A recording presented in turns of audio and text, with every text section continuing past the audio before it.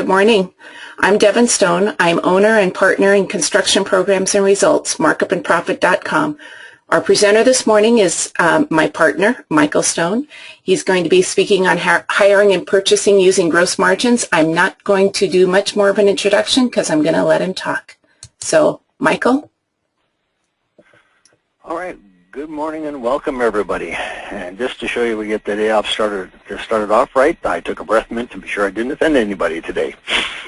Okay, we're going to talk about hiring and purchasing using gross margins. And in our last newsletter, we made a comment that using gross margins to calculate sales price of your jobs can be a little confusing sometimes, but used in this particular method where you have a definite math formula to follow, this should not be confusing at all. This, in fact, I think your friend works very simply. This presentation this morning will run about 14 minutes, so let's get right to it. Maybe it'll run 14 minutes. I can get this thing to work. What's going on here? Hang on, gang. My computer froze up for some reason this morning. And here, page down. There we go. Wait a minute. Up. Okay.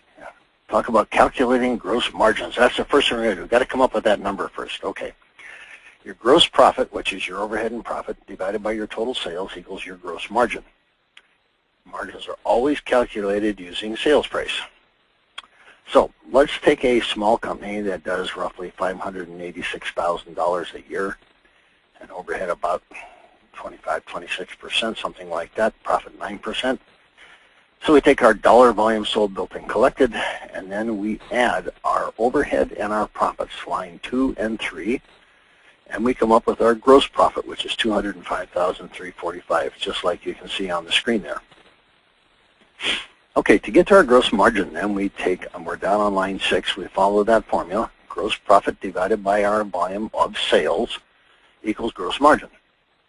So line number 7 then, we take our gross profit, $205,345, divided by our total sales of $586,700, and we get a gross margin of 35%. Now, you can do this math for your own company, and you'll come up with the right number virtually every time. Now, to calculate your sales price using gross margins, your gross margin of 35%, your estimated cost of a particular job, let's say, is $19,556. Yeah, that's your estimated cost. To compute your sales price, then, you divide your job cost, $19,556, by the reciprocal of our gross margin, which is 1 minus 0.35.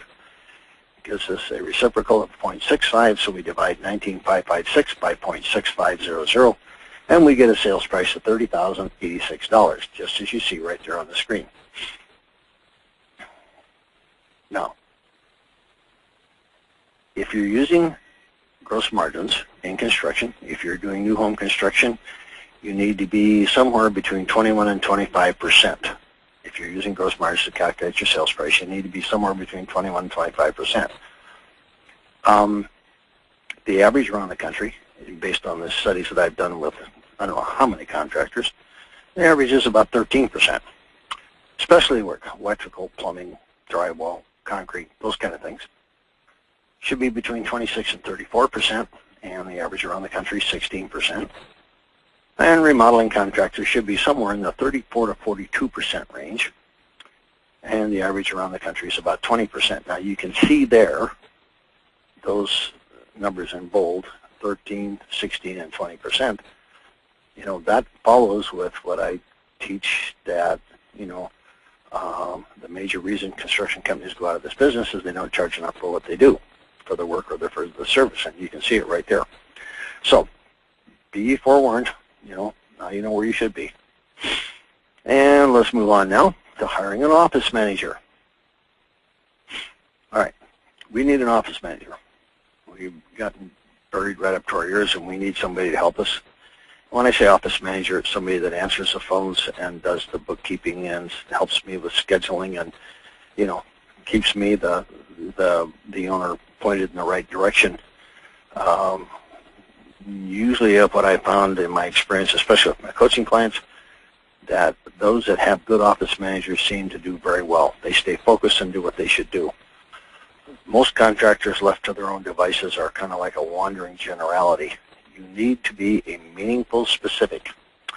So I want to hire an office manager, and here are my numbers. My sales volume is 586, 700 plus or minus. My overhead is 152, 542, and my net profit is 9%. My average job size is 19,556. Same numbers we just had. All right, I went out and interviewed 3 people. I found one I know is good. I checked her out from stem to stern. Checked out all the, maybe that wasn't appropriate saying, but anyway, I checked her out. It works good. Checked former employers, does a very good job, dedicated, wants to get in and get the job done. She wants $45,500 a year, plus benefits 32%. And based on old-time thinking, man, that's a lot of money. On the other side, probably can help us make a lot of money too. So can I afford to hire this person? That's the question that comes up.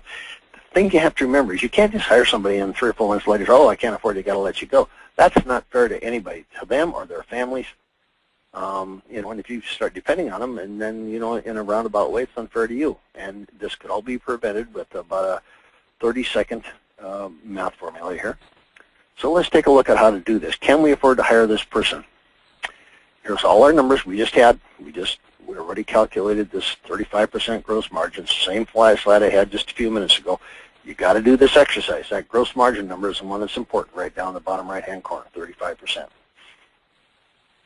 All right, our new office manager is $45,500 a year, right here. She wants benefits at roughly 32%, $14,560 a year. So our total expense is $60,060.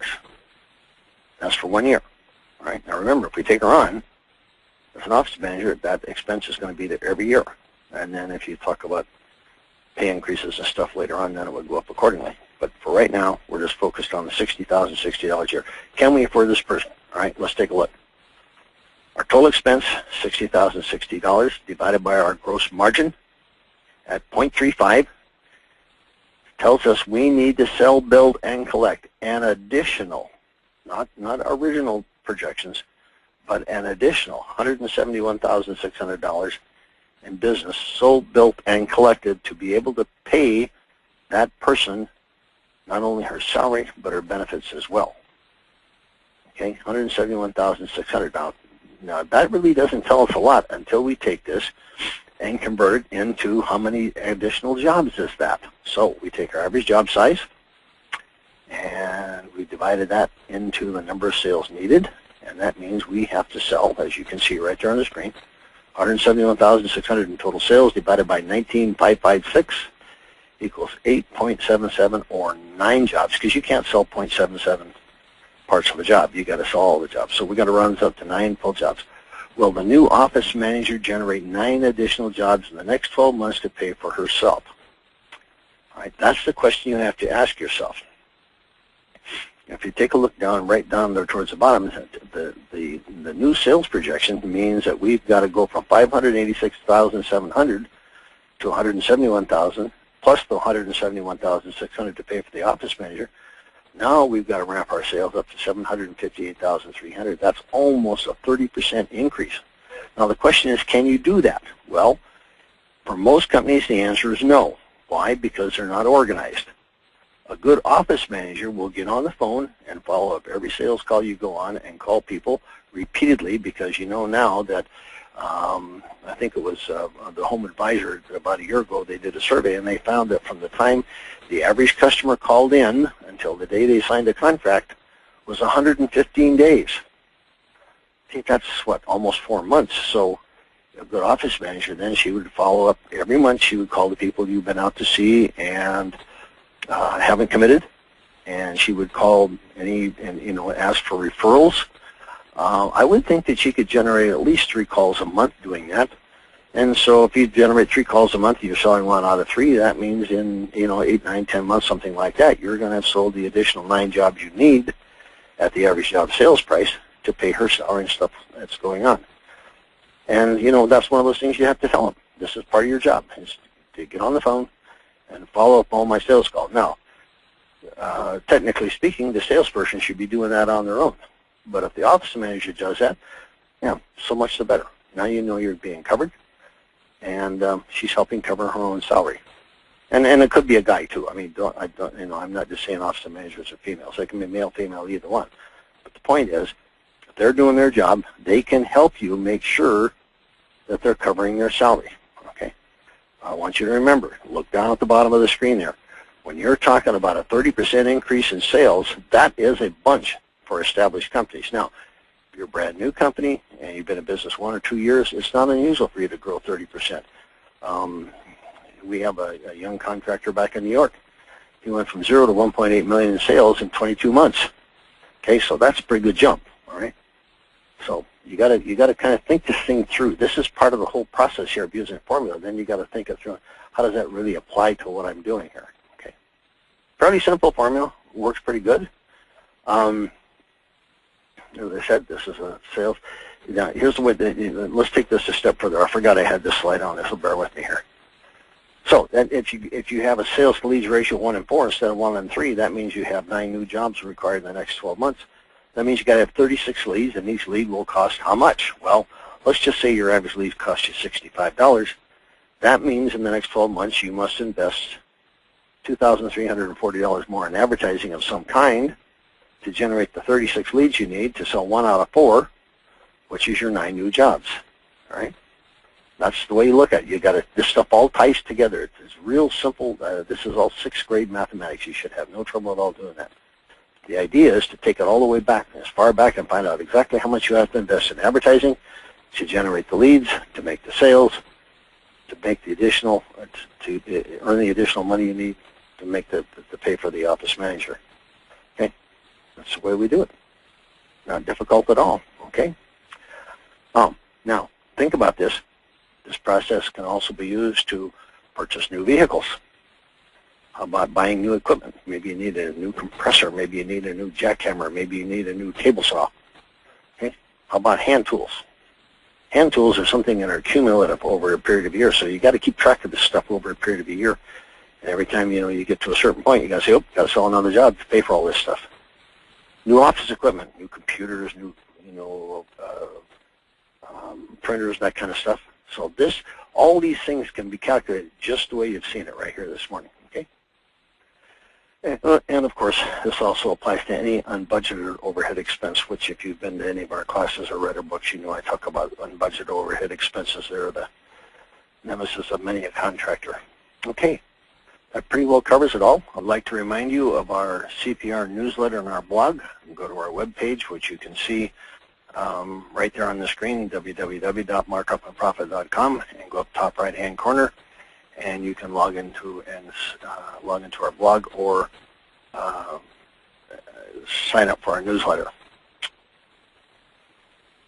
Also, we'd like you to check out these companies that provide a lot of help for those in the construction industry. Brian Jablin provides a platform to run your construction business, and you can find that at myonlinetoolbox.com. Brian's been a good friend over the years and has done a great job for everyone we referred to him. And also Mike Jeffries, who has a company called Closing Success Systems, and he does a lot of help for contractors on marketing and advertising and promoting your company. Mike does a very good job, and his companies that go to him find that they get a lot of business and fairly quickly. Anyway, check those two out. They're a lot of help for those in this industry. I want you to keep in mind that if you want to keep the money in your pocket, education is the best insurance you can invest in. If you want to be successful in this or any other business, read 1 hour every day. That's the best piece of advice I can give you. Read 1 hour every day. Okay, with that, we'd like to close and say thank you for attending today, and may the profits be with you. Thank you, Michael. I appreciate that. Have a great day. Goodbye.